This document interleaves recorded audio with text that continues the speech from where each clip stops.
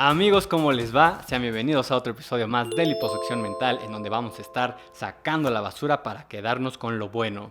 Y vamos a continuar en el capítulo 27 del libro de Hechos, en la nueva traducción viviente que también te dejo en la descripción para que tú puedas leer junto conmigo.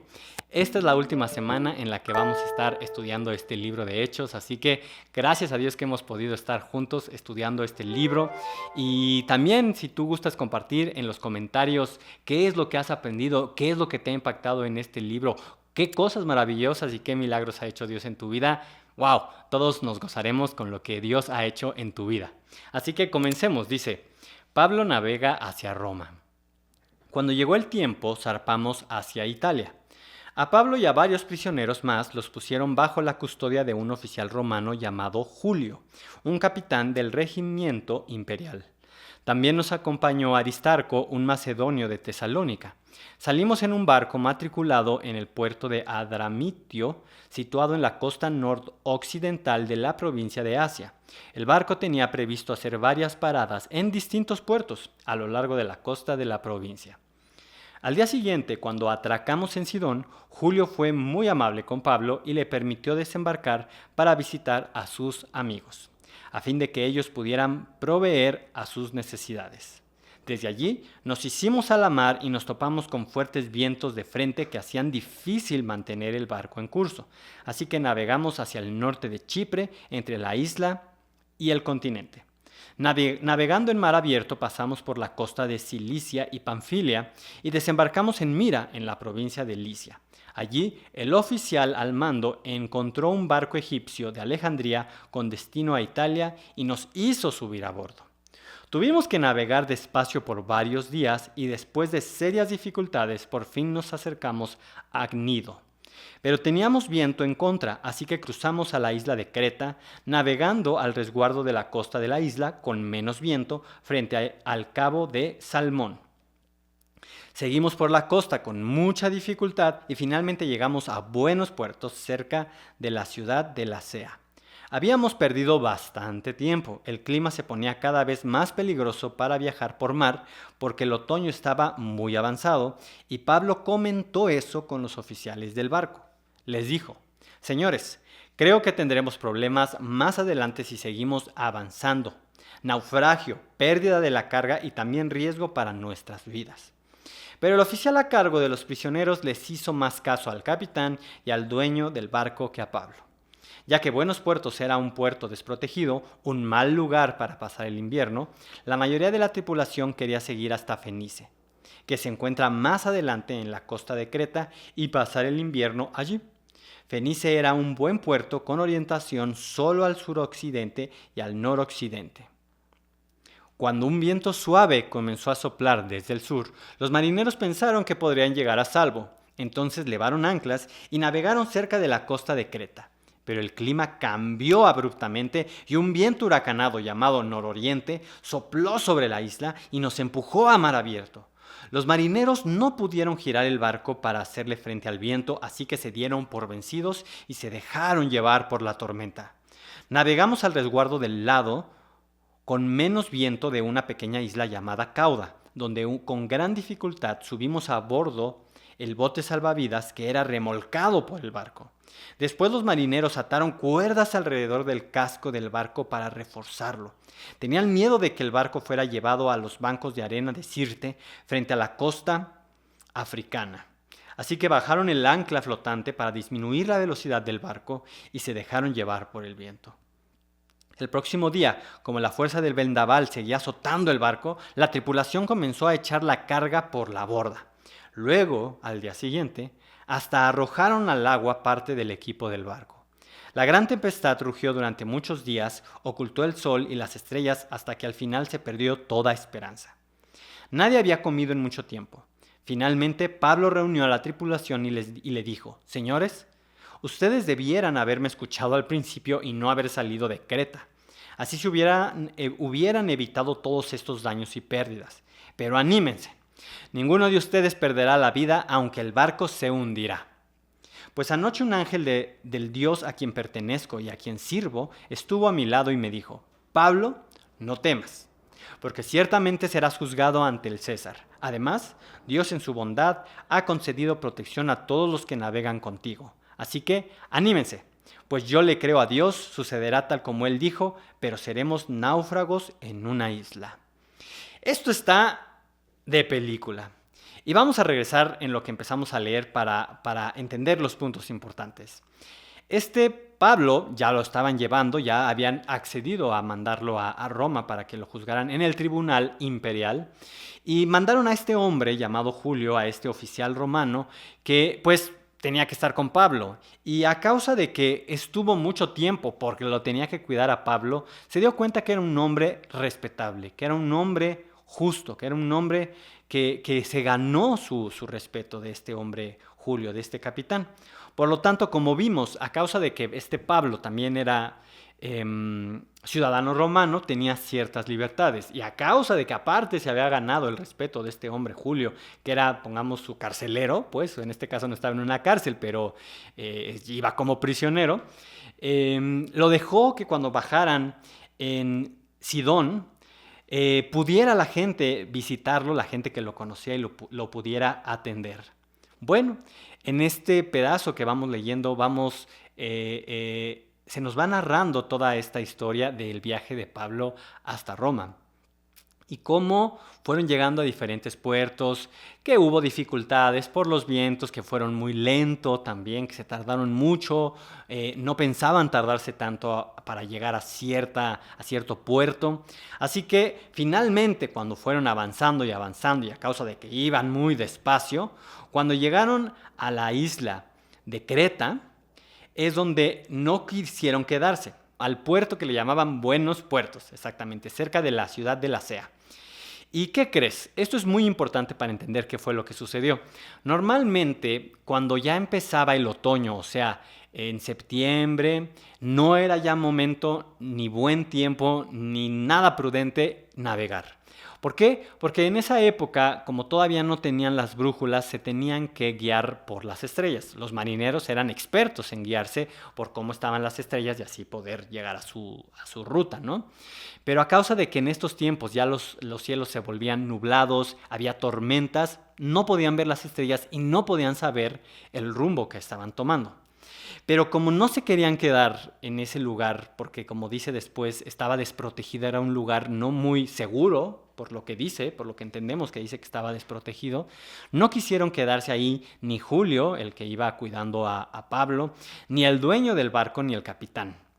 Aunque Pablo, a causa de que Dios le había hablado también, bueno, aquí no menciona directamente que Dios le habló, pero Pablo les dijo, oigan, no es prudente que vayamos. Así que ahí vimos el sentido común que Pablo también tuvo y que también la revelación también del Espíritu Santo al él ser un hijo de Dios y también tener una mente clara y una mente astuta también para ver lo evidente también que no debían de jugar con el clima que se estaba ejecutando en ese momento.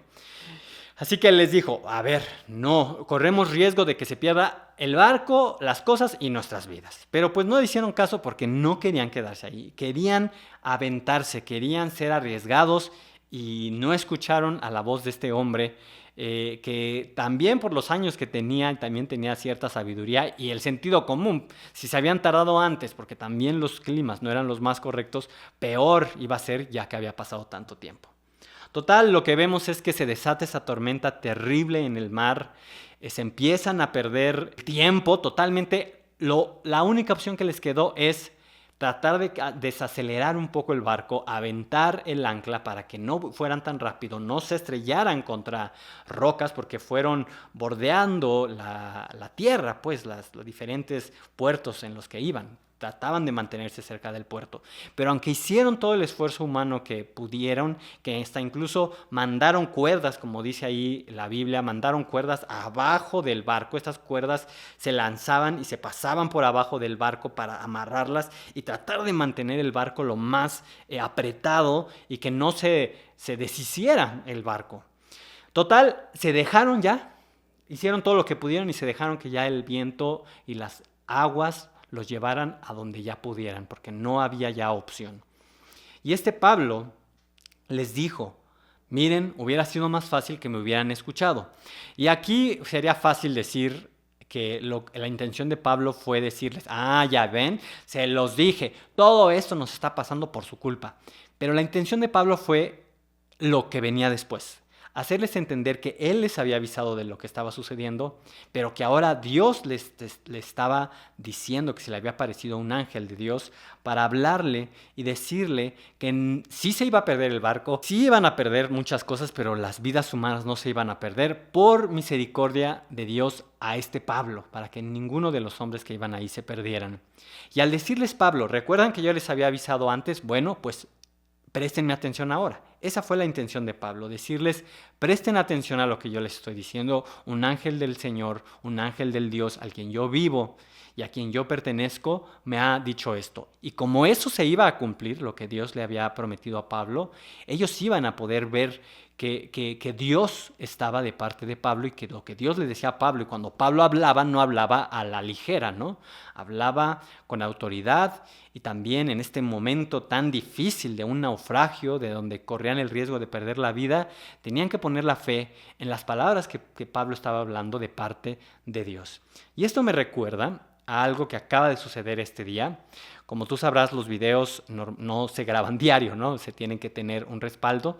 Y en este día es donde oficialmente se declaró muertos a la gente que iba en un sumergible para ver el Titanic, esa noticia que fue muy, muy sonada, que se movilizaron varios gobiernos y que lamentablemente todos los que iban, los 5 tripulantes, tanto el dueño de esta empresa y varias personas con mucho dinero, porque era muy caro entrar a este sumergible, pues fallecieron, ¿no? Fallecieron, ¿por qué? Porque ya no encontraron el sumergible. Se tenía calculado que 4 días y medio o 5 es lo que iba a durar el oxígeno. Así que ya pasó ese tiempo y como no encontraron el sumergible, ya no se van a dar a la tarea de estarlo buscando, porque pues ya probablemente, más bien ya se declararon a las personas pues muertas, ¿no? Que sus vidas se perdieron. Y esto es una tragedia terrible, lo que acaba de suceder. Y yo platicando, ¿no? Sobre el tema con mi familia, pues cómo a veces los seres humanos tenemos ese arrojo y esa aventura, ¿no? Decir, no, sí se puede, y arriesgarnos a muchas cosas. En este caso, bajar a esas profundidades es algo muy peligroso si no se tiene el equipo adecuado. Y en este caso, este sumergible, se les avisaba a las personas que iban a una expedición muy peligrosa, que probablemente no podían salir, y es lo que pasó. Se perdieron la comunicación, el radar no pudo ya mandar la señal de dónde estaban, y entonces por eso quedaron perdidos y a la deriva. Y esto me recordó al leer esta parte de la Biblia en donde en esos tiempos esto que estaban viviendo era una cosa terrible, porque podían perder la vida incluso estando en la superficie del mar, porque todavía no se tenían muchos adelantos científicos. Ahora que se tienen tantos y que muchas veces hasta nos sentimos como seres humanos, no, pues ya, ¿qué no podemos hacer, verdad? No hay nada que sea imposible para nosotros, decimos, podemos ir al espacio, ya se están dando viajes turísticos a salir nada más tantito de la atmósfera y regresar, gente muy rica lo puede pagar, gente que quiere bajar al fondo del mar para ver el Titanic. Pero todas estas cosas, a pesar de que ha avanzado mucho la tecnología, 1 milímetro de falla de todo lo que se necesita para que se ejecute esto, el cual no está asegurado que todo funcione a la perfección, causa la muerte de las personas que van ahí.